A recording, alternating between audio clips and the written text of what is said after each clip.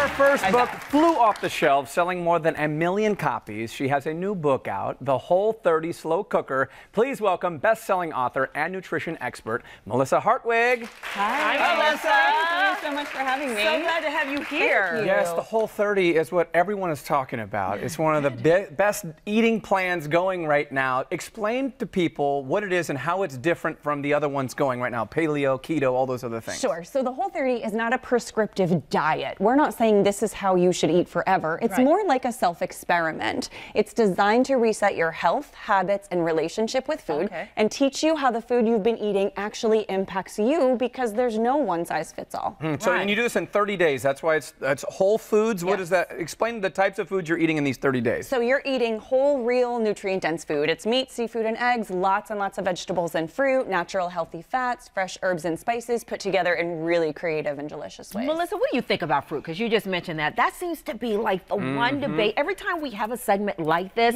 one says no fruit, too much sugar. Another one says eat all the fruit you can, it's from the ground. I mean, what are your thoughts on fruit and sugar? I feel like fruit, much like vegetables, are like plants, and they're whole food, and it's as part of your kind of healthy, balanced diet. I don't think we should be afraid of any one particular food. We don't attach any morality to food. There's no good or bad.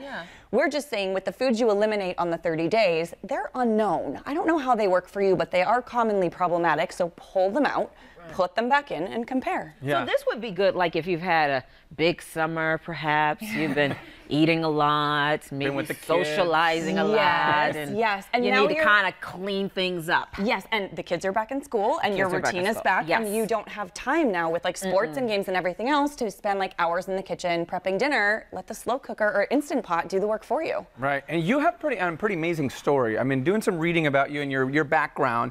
How did you kind of went from a dark place to be able to create this? Can you talk about that a little bit? I'm a recovering drug addict. I've been clean for 18 years.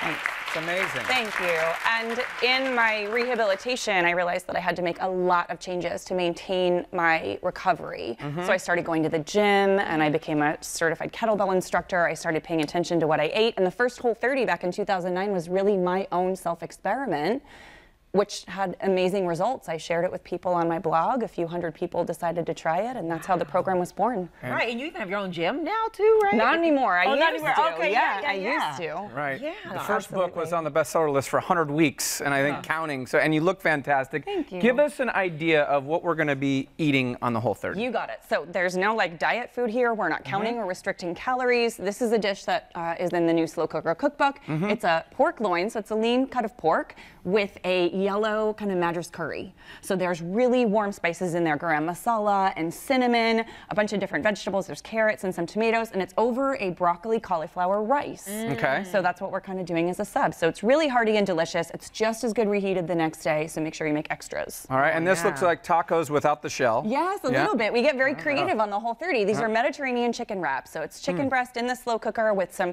kind of Greek inspired. So it's Kalamata olives and capers and red peppers and onion. What I like about this is you can serve it like this, but if you want to kind of dice it up with a little bit of Whole30 mayo, you can make a really nice chicken salad for the next day. Perfect for you, Val. That sounds good. Yeah, I'm eyeing one of these. Yeah, these are delicious. And then lastly? This is probably one of my favorite dishes from the cookbook. It is a chicken and avocado soup.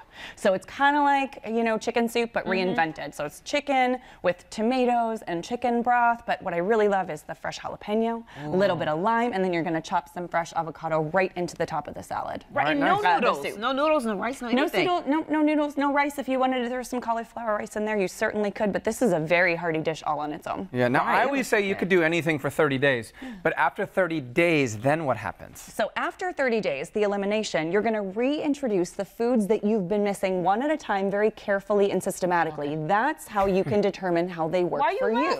Because I just thought a pizza first thing, that would be my first, that'd be my first meal, but you used a certain phrase, systematically. Very carefully and systematically. So if you reintroduce pizza and everything goes haywire, your digestion and your skin breaks out and your cravings, you won't know whether it was the gluten or the cheese. So we really want to do this in a very scientific, kind of controlled fashion, but it gives you so much information about how the foods you've been eating actually work for you. Right. You couldn't just stay on the Whole30 for the whole year? Or? I mean, you could. You could reboot and do 30, 30, 30, 30, 30, 30, You could, but the whole point of Whole30 is to get you to food freedom, where you're making your own educated, informed decisions, and you're bringing some stuff back in because it's delicious or culturally significant or significant to your family, I don't want you to eat by my rules forever.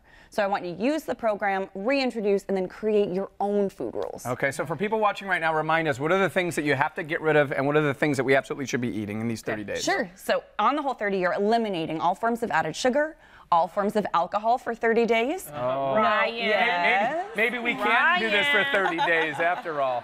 Okay. No grains, no dairy, and no legumes for 30 days. So that's what you're pulling out. But what you are eating are dishes like this, based around really good, healthy animal protein, you know, some eggs, some seafood, lots and lots of vegetables and fruit, healthy fats, seasonings. It looks good. It smells and good. Roughly how much weight do you think the average person loses in 30 days? Well, it's not a weight loss program, but in the research we've done, the average person loses between 6 and 15 pounds in 30 days. But with that comes a whole bunch of non-scale victories: energy, sleep, skin, mood, attention span, the list goes on and on. Sure. All right. Well, you're doing Melissa, something right. Thank you so much for being here. pleasure. You can see Melissa tonight at Everybody's Coffee at 7 p.m. and get Whole30 Slow Cooker. It's available now wherever books are sold, and it's right there. Try these dishes out.